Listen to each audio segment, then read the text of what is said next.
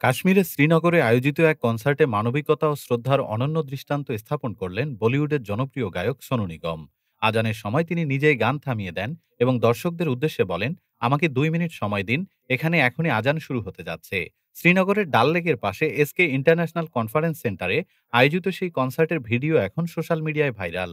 আজান শেষ হলে তিনি আবার গান শুরু করেন, আর দর্শকরা হাততালি দিয়ে ভরিয়ে দেন পুরো প্রাঙ্গণ। নেটিজেনরা সোনু নিগমের এই আচরণকে অত্যন্ত শ্রদ্ধাশীল ও সংবেদনশীল পদক্ষেপ বলে প্রশংসা করেছেন।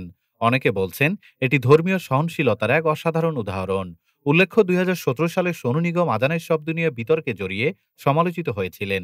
তবে এবার সম্পূর্ণ ভিন্ন মনোভাবে আজানের প্রতি শ্রদ্ধা জানিয়ে তিনি যেন নিজের অতীত ভুলকে ছাপিয়ে গেছেন।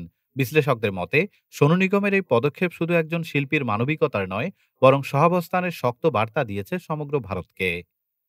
ডেস্ক রিপোর্ট, আজ বার্তা।